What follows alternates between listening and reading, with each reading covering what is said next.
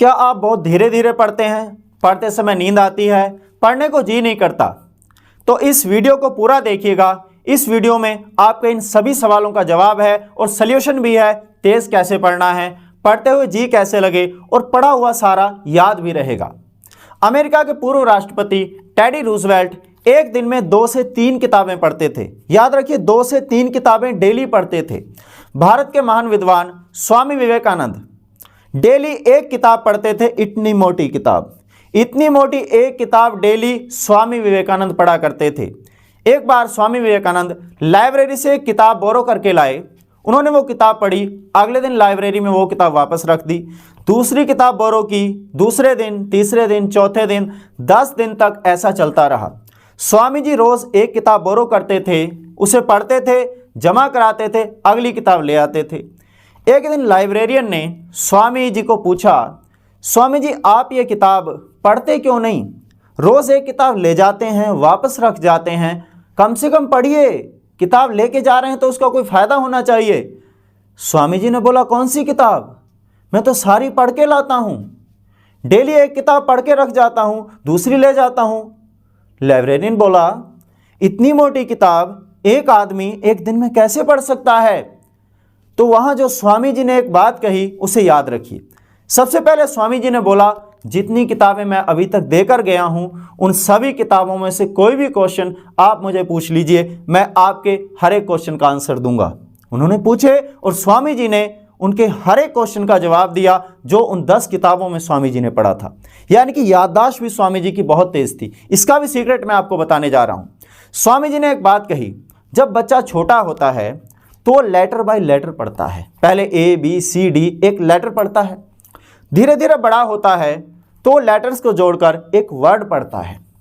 धीरे धीरे बड़ा होता है तो वर्ड के बाद वो एक नज़र में एक लाइन पढ़ लेता है। तो स्वामी जी ने बोला, और प्रैक्टिस करने के बाद एक लाइन की जगह एक नज़र में एक पैराग्राफ पढ़ लेंगे आप। और ज़्यादा प्रैक्टिस करेंगे तो एक नज़र में आप एक पेज पढ़ लेते हैं। स्वामी जी बोले, मैं एक नज़र में एक पेज पढ़ लेता हूँ पूरा। और यह होता है प्रैक्टिस के द्वारा। जितनी तेज़ हमारी आंखें चल सकती हैं, जितनी तेज़ हमारा दिमाग चल सकता है, उतनी तेज़ हमारी ज़ुबान नहीं चल सकती। हमारी आंखें 1 सेकंड में 1 किलोमीटर दूर तक देख सकती हैं, लेकिन हमारी ज़ुबान उस सारे कुछ को 1 सेकंड में बयान नहीं कर सकती।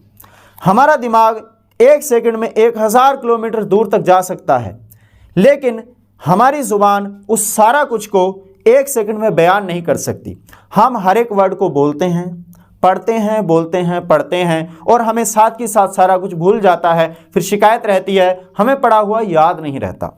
तो इसके लिए सबसे पहली बात तो ये है, जब हमें पढ़ना है तो प्रैक्टिस के लिए अपनी उंगली को पेसर की तरह यूज़ करना है। उंगली की जगह आप पेंसिल भी ले सकते हैं। जैसे ये लाइन है, इस लाइन के नीचे उंगली रखिए, पढ़ते जाइए, उंगली रखिए, पढ़ते जाइए, उंगली रखिए, पढ़ते जाइए। इससे क्या होगा, आपकी नज़र उंगली के साथ साथ चलेगी।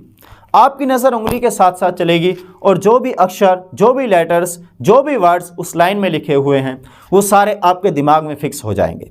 आँखों से बाद सीधा दिमाग में पहुंचना चाहिए, वो ज़ुबान पर नहीं आना चाहिए। जब ज़ुबान पे आता है तो हम भूल जाते हैं, हमारी याद शक्ति कम हो जाती है। हम जितना धीरे पढ़ते हैं उतना कम हमें याद रहता है। तो तेज़ पढ़ना है और तेज़ पढ़ने का तरीका है, अपनी उंगली को पेसर की तरह यूज़ करिए। और ये प्रैक्टिस के साथ आएगा, जब हम इसके लिए लगातार प्रैक्टिस करेंगे।